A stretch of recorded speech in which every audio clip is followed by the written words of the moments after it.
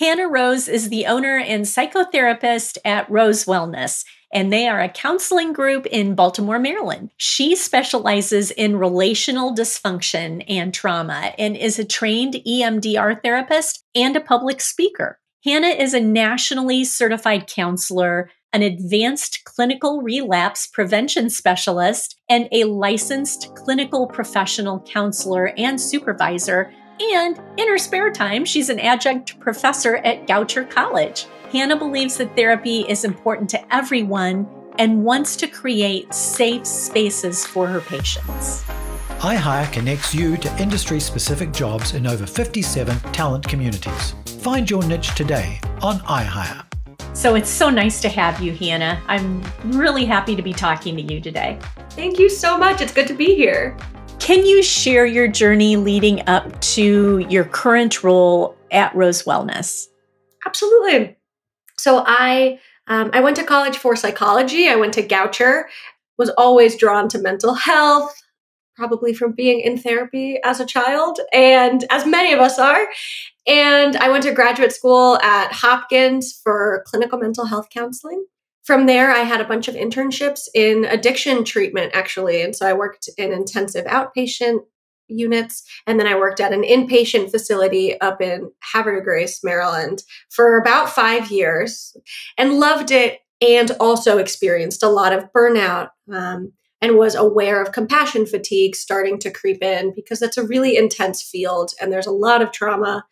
And so I decided to do private practice part-time just to dip my toe in the waters of people who are struggling with things outside of addiction, specifically relationships and attachment and all those fun kinds of self-esteem. And relationship with self is like my specialty. And so I started part-time in maybe June of 2019. And then by October, I had a full caseload. So I quit my job and took that leap and went into private practice. And a couple years later, like I said, about a year ago, I was sick of turning away people because I had a full caseload. And so I thought maybe I'll transition to a group practice and take on a clinician or two. And now a year later, it's like become this whole thing. And it's really beautiful because we have such a diverse team of clinicians with different specialties that can treat so many different kinds of people dealing with different things. And so it's been pretty awesome and a lot. For people considering a career in mental health therapy, what advice would you give on finding their niche and making a meaningful impact on their field? Wow, so many things. I think we can't figure out what our niche is or what we're going to be drawn to in graduate school.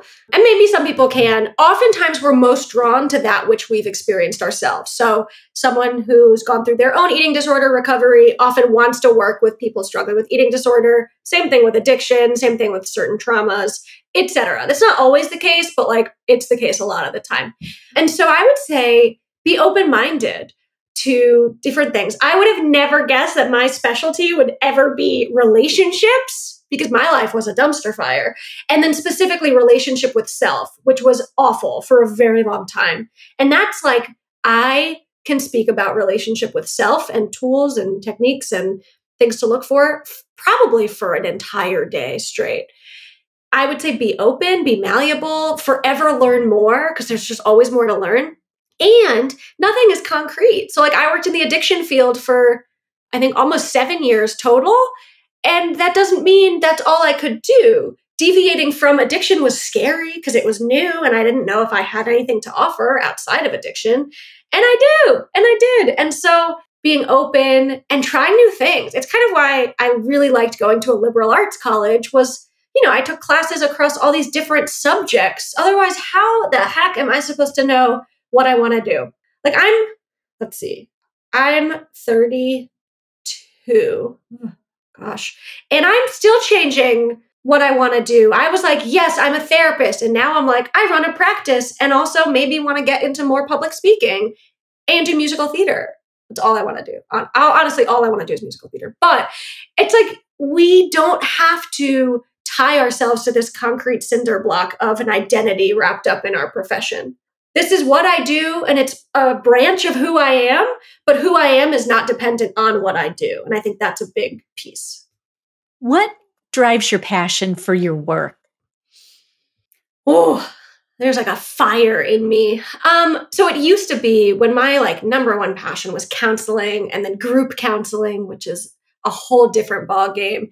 It was passion is watching people open the door just a tiny bit on a different truth. So instead of like, I am awful, I'm full of shame, I'm always going to be this way and feel this way, cracking the door open on maybe those narratives aren't so concrete and maybe I am capable of change and growth and healing and worthy of it. And then watching that door swing open. For me, there is nothing better than that. And I think that's why I really like on a more like audience-based level, like public speaking, because I like to feel out where the audience is and see them either resonating with what I'm saying or not resonating at all, which I can then joke about because that's okay. And watching people, kind of the light bulb come on, like, oh, I don't have to view this way. And I experienced that throughout therapy in my life, that installation of hope. And I also experienced that with more public figures like Brené Brown and Glennon Doyle and these amazing women who like totally shatter our preconceived notions of self. And so that all lights my fire. How would you advise people to handle difficult workplace relationships or challenges that may impact their mental health? Oh, so what a good question. I don't know if I can package that in a succinct way, but I will do my best. Ultimately, I think the key is turning the lens inward and saying, what is it in me that's being activated by this person or by this behavior? What is it in me? What are my emotional triggers, essentially? Because if we can identify those and deconstruct whatever's blocking us from a sense of stability or a foundation or of peace, then external triggers or stimuli can't have power over us, which is very freeing. So when I worked in a environment with a lot of other coworkers, we had a training and it was about identifying our own, as clinicians, emotional triggers.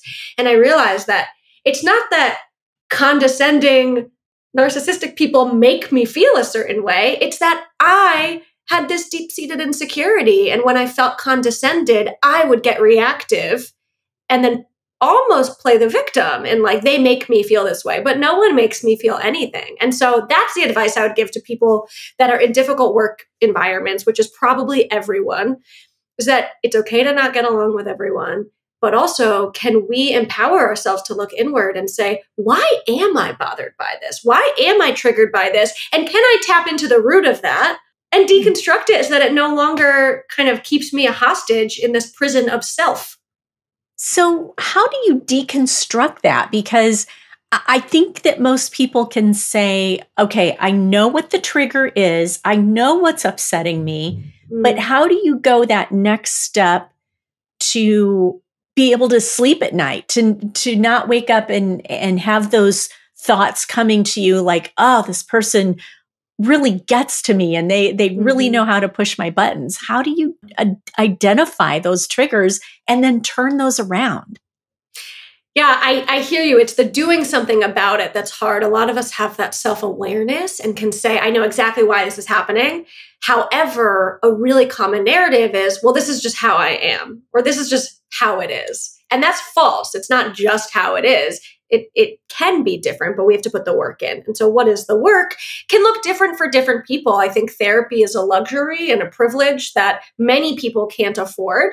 But if one has health insurance and or is able to afford therapy, like go get a therapist, because when we try to think our way into and out of our own wounds, it's like a doctor performing surgery on themselves. It's not the same. Like even therapists need therapists. And if you're in, 12-step recovery circles, sponsors need sponsors. And so oftentimes we want to intellectualize our way out of a very visceral and emotional experience. And we can't. And so my number one recommendation would be, like enlisting a person outside of you to help you with those techniques, whether it's cognitive reframing, whether it's grounding and resourcing, so that we can actually activate our parasympathetic nervous system. Because when we have a strong reaction to someone, our nervous system is getting activated. On a core level, it's survival, it's fight or flight. And so learning about that is one thing, but actually being able to practice grounding tools is so different. For a lot of people, I think journaling, meditation, yoga, movement is huge because we hold stress and trauma on our bodies. So there's a ton of different things, but the key point, I think, is action. And often we just think about it and ruminate about it and then get frustrated with self, and that breeds shame, and shame keeps us stuck. And then it's like this cycle. So, what would you say to someone that is reluctant to start therapy? I know a lot of companies have a teletherapist now where you can call and get mental health assistance. But what would you say to somebody that is just reluctant to take that step because they don't want to start diving into everything? Which is totally valid. And I think sometimes a lot of people say something along the lines of, oh, anyone can benefit from therapy. And I don't believe that's true. I think that can sometimes do more harm. However, if it's don't broke, don't fix it, right? Like, so if someone is content and their quality of life is good and they're not experiencing distress or day-to-day impairment, why go to therapy and dig up all your stuff? Why, right? However, if there is a level of distress or cyclical patterns or arguments, low self-esteem, I mean, the things that many humans struggle with, my question, depending on my relation to that person, because I would never just tell someone like, you need therapy. I would, why not? And I would probably ask like, so what's the fear? I used to get a lot of new clients who said, I was always really hesitant. I'm still hesitant. I don't want to do this. And I would really tune into parts work, which is internal family systems, which is, well, what part of you decided to show up? What part of you is here? If it feels like all of you doesn't want to be here, what part of you is sitting in front of me right now telling me how much you don't want to be here? And again, kind of opening the door just a tiny bit to these parts of self. And so even using that kind of language, if someone is hesitant to go to therapy, again, depending on my relationship with them, I would say like, what part of you is hesitant? Because it's often a part, and that part of self may have been conditioned to not ask for help. There's a lot of, gender rules, like specifically for men, that it's like asking for help, admitting weakness, the shame with all of that. And sometimes it's, well, what if I get better? The fear is not, what if I don't get better? It's, what if I do? What does that even look like? Because my misery is familiar. And that's really the fear. What strategies can people use to initiate conversations with their employers about their mental health and their need for support? I wish there was kind of a uniform, like one size fits all here. I think it depends so much on the employer, the company, what's in the contract, unfortunately, or maybe fortunately, and selective vulnerability. And so if there is a strong rapport with an employer and they are able to be authentic and lead with their heart and their head and have created a safe space, that is a safe person to go to and say, hey, this is what's really going on. Now, if your employer has provided numerous bits of evidence that they are not capable of insight or compassion for any and all reason, that would not be a safe, vulnerable, effective way to go about it. And so that's when we look at, going to an HR department, looking at that short-term disability if necessary, looking at EAP if there's any kind of benefits for therapy.